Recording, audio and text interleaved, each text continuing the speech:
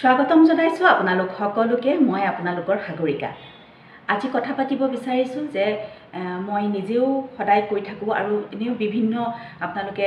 Article পঢ়িলে বা health সম্পৰ্কীয় কথা পাতিলে গমেই পাব যে সকলোৱে কয় যে 7 ঘণ্টাৰ পৰা 8 ঘণ্টা সময় শুব লাগে আৰু এইখিনি সময় একেলেঠাৰিয়ে শুব লাগে আৰু এইখিনি শুলে আমাৰ শৰীৰটোৰ জিৰণি পায় আৰু জিৰণি পোৱাৰ লগে লগে আমাৰ শৰীৰে পিছদিনাখন কাম কৰিবলৈ সুবিধা পায়। কিন্তু কথাটো হ'ল যে আমি এই 8 ঘণ্টাৰ যিটো সময় আমাৰ 8 ঘণ্টাৰ পৰা বা 7 ঘণ্টা বহুতে 7 ঘণ্টাও শুৱে, 7 ঘণ্টাও বেয়া নহয়, কিন্তু 8 ঘণ্টা হ'লে ভাল হয়। ঠিক আছে, কিন্তু এই গোটেই কথাখিনি আমাৰ আজিৰ কথা পাতিব খোজা কথাটোৱেই হৈছে যে বহুতে এনেকুৱা ধৰণৰ প্ৰশ্ন এটাও কৰে যে মোৰ শুওঁতে দেৰি হয় কিন্তু মই 8 ঘণ্টাই শুওঁ, শুওঁতে দেৰি হয় 1 বাজে 2 বাজে কিন্তু মই সিফালে 8 ঘণ্টা সময় শুওঁ। এতিয়া এই যে 8 ঘণ্টাৰ যিটো টোপনিৰ যিটো কথা, এই কথাটো যিকোনো সময়ত শুলে হ'ব নে নহয়, স্বাস্থ্যসন্মত হয় নে নহয় যিকোনো সময়ত শুৱাটো, বা কেতিয়াবা যদি ৰাতি শুৱা নহ'ল দিনত শুব পাৰিলে নাই, এনেকুৱা ধৰণৰ কিছুমান কথা মোলে প্ৰশ্ন আহিছে। সেইকাৰণে মই আজি এই কথাখিনি পাতিব বিচাৰিছোঁ। আচ্ছা, এইখিনিতে মই আৰু এটা কথা ক'ব বিচাৰোঁ যে মই কোনো ডাক্তৰ নহয়, মই কোনো ডায়েটিচিয়ান নহয়, মই কোনো হেল্থ এক্সপাৰ্ট নহয়। মই যিখিনি কাম কৰি নিজে সুফল পাইছোঁ সেইখিনিহে মই আপোনালোকৰ লগত শ্বেয়াৰ কৰিছোঁ। আৰু মই মোৰ লগত যিখিনি কাম কৰিছোঁ বা মই মোৰ ৰুটিনখন যেনেকৈ বনাইছোঁ সেইখিনি বনাবলৈ কিন্তু মই যথেষ্ট ডাক্তৰ, হেল্থ এক্সপাৰ্ট বা ডায়েটিচিয়ান তেখেতসকলৰ কিন্তু মই বহুত আৰ্টিকল পঢ়িহে নিজৰ কাৰণে এখন সময়সূচী এখন তৈয়াৰ কৰিছোঁ। গতিকে মই যিখন সময়সূচী তৈয়াৰ কৰি পেলাই নিজে উপকাৰ পাইছোঁ সেইখিনি কথাহে মই আপোনালোকৰ লগত শ্বেয়াৰ কৰোঁ সদায়। গতিকে মোৰ কথাখিনি এনেকুৱা নহয় যে মোৰ কথাখিনি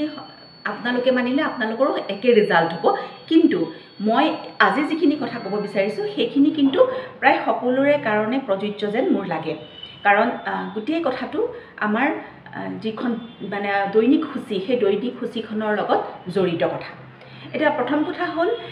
যে যেতিয়া মানুহে কোৱা হয় যে 7 ঘণ্টাৰ পৰা 8 ঘণ্টা সময় শুব লাগে,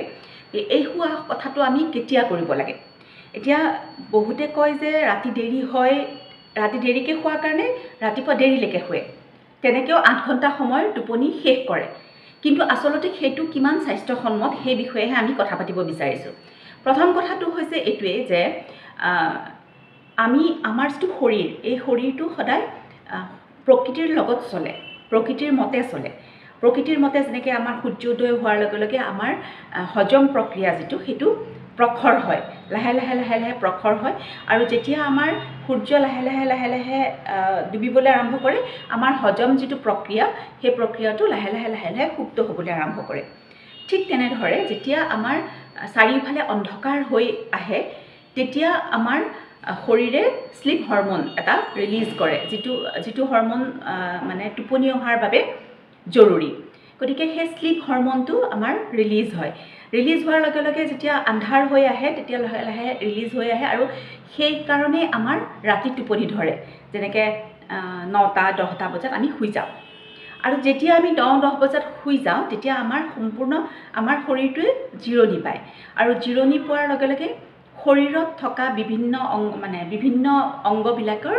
মচ্যুৰ হ'বলৈ সময় পায়। আৰু সেইকাৰণে আমি যেতিয়া ৰাতি শুই দিওঁ ঠিক পিছ ৰাতি 3 বজাৰ পৰা 5 বজামানৰ ভিতৰত আমাৰ যিবিলাক হৰমনে আমাৰ শৰীৰটো ৰিপেয়াৰ কৰে, আমাৰ মেৰামতি কৰে শৰীৰটো, সেই শৰীৰটোৰ মেৰামতি কৰা হৰমনবিলাক সেইখিনি সময়তে আমাৰ শৰীৰত উৎপন্ন হয়। আৰু আমি সেইখিনি সময়ত একদম ডিপ শ্লিপত থাকোঁ, একদম খুব গভীৰ নিদ্ৰাত আমি থাকোঁ। 3টাৰ পৰা 5টাৰ ভিতৰত খুব গভীৰ নিদ্ৰাত থাকোঁ, আৰু গভীৰ নিদ্ৰাত থকা সময়তে সেই হৰমনবিলাক ৰিলিজ হয় আৰু আমাৰ শৰীৰৰ ভিতৰত মেৰামতিৰ কামটো আৰম্ভ কৰে। শৰীৰটোক বিভিন্ন অংগ, বিভিন্ন শৰীৰৰ সমস্যা মেৰামতি কৰে সেই হৰমনবিলাকে। কিন্তু যিসকলে ৰাতি দেৰিকৈ শুৱে তেখেতসকলে সেই সময়কণ নাপায়, সেই সময়কণত সেই গভীৰ নিদ্ৰাটো নহয়গৈ। তাৰ ফলত আমাৰ হয় কি, হৰমনটো ৰিলিজ নহয়, হৰমনে ৰিপেয়াৰ কৰিবলৈ সময় নাপায়,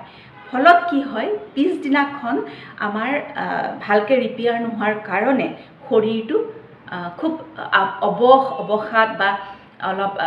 এলেহুৱা বা খুব যেন ভাগৰুৱা এনেকুৱা ধৰণৰ এটা সমস্যাত ভোগে আৰু শৰীৰে যেতিয়া এই সমস্যাখিনি লয় তেতিয়া শৰীৰত ষ্ট্ৰেছ হয় শৰীৰে ষ্ট্ৰেছত থাকে শৰীৰ এটা অৱসাদত থাকে অৱসাদ পাই পেলাই এটা চাপ পায় আৰু এই চাপ পোৱাৰ কাৰণে কি হয় আমাৰ হাংগাৰ হৰমন যিটো মানে আমি যিটো হৰমনৰ দ্বাৰা আমাৰ ভোক লগায় সেই হৰমনটো আমাৰ বৃদ্ধি হ'বলৈ আৰম্ভ কৰে আৰু তেতিয়াই কি হয় আমাৰ গোটেই কথাবিলাক আমাৰ মগজুৰ পৰা আদি কৰি গোটেই কথাবিলাক আমাৰ খাদ্য বস্তুৰ ওপৰত আমাৰ বেছিকৈ গুৰুত্ব দিবলৈ আৰম্ভ কৰা যায় আৰু তেতিয়াই ৱেইটটো ওজন বাঢ়িবলৈ হয় বা বিভিন্ন ধৰণৰ আনুষংগিক সমস্যাবিলাকো হ'বলৈ আৰম্ভ কৰে যিকোনো বস্তু খাবলৈ মন যায় তেতিয়াই খাবলৈ মন যায় বা জানে যে এইখিনি আনহেল্ডি বস্তু কিন্তু তথাপিতো সেইখিনি বস্তুৰ প্ৰতি আকৰ্ষণ বাঢ়ি যায় কাৰণ আমাৰ যিটো হাংগাৰ হৰমন সেই হৰমনটো আমাৰ বাঢ়ি থাকে আৰু সেই ষ্ট্ৰেছটো সেই শৰীৰৰ যিটো চাপ সেই চাপটো নহ'বৰ বাবে আমি ৰাতি সোনকালে শুব লাগে আৰু কেঁচুৱাৰ দৰে শুব লাগে যাতে কেঁচুৱাবিলাক যেনেকৈ খুব গভীৰ নিদ্ৰাত থাকে তেনেকুৱা ধৰণে আমি থাকিব লাগে এতিয়া কথাটো হৈছে কি যিসকল মানুহে দেৰিকৈ শুৱে তেখেতসকলক মই ক'ব বিচাৰোঁ যে দেৰিকৈ শুৱা কথাটো অকণমান আগুৱাবলৈ চেষ্টা কৰক মানে যিহেতু খোৱা মই সদায় কওঁ যে খোৱা ৰাতিৰ যিটো খোৱা সেইটো সোনকালে খাব লাগে আৰু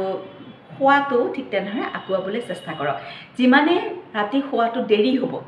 সিমানেই সেই 3 বজাৰ পৰা 5 বজাৰ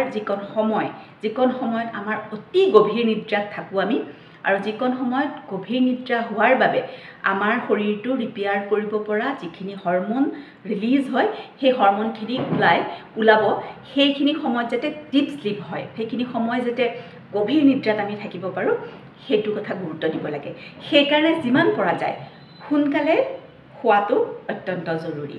আৰু ঠিক 5 বজাৰ পাছত আমি লাহেকৈ আমি আমাৰ যি টোপনি কমপ্লিট হয় আৰু আমি খুব ফ্ৰেছ হৈ পেলাই সাৰ পাওঁ গতিকে সাধাৰণতে সোনকালে খোৱাৰ পিছত আমি 6 মান বজাত আমি সোনকালে সাৰেই পাই যাওঁ সেইকাৰণে সাৰ পাই যাওঁ কাৰণ আমাৰ ভিতৰত ৰিপেয়াৰ হৈ যায় আৰু আমাৰ শৰীৰটো সেই অৱসাদ এই ষ্ট্ৰেছ এই সকলো বস্তুৰ পৰা লাহে লাহে দূৰলৈ গুচি আহে গতিকে পিছদিনাখন আমি কাম কৰিবলৈও আমাৰ সুবিধা হয় গতিকে এই কথাখিনি অকণমান গুৰুত্ব সহকাৰে ভাবি চালে সকলোৱে এই কথাখিনি মানি পাব পাৰিব আৰু এই কথাখিনি আচলতে এনেকুৱাহে এই কথাখিনি বহুতে নাজানে কাৰণে মই শ্বেয়াৰ কৰিলোঁ আৰু দেৰিকৈ শুই পেলাই দেৰিকৈ টোপনি কমপ্লিট কৰাতকৈ সোনকালে শুই সোনকালে উঠাৰ অভ্যাস কৰিলে যথেষ্ট ভাল হয় আৰু গোটেই শৰীৰত থকা হৰমনৰ যিবোৰ ফাংচন যিবিলাক প্ৰক্ৰিয়া তেওঁলোকেও সুচাৰুৰূপে কৰিবলৈ সুবিধা পায় মোৰ ভিডিঅ'টো এতিয়ালৈকে চাই আছে তাৰ বাবে ধন্যবাদ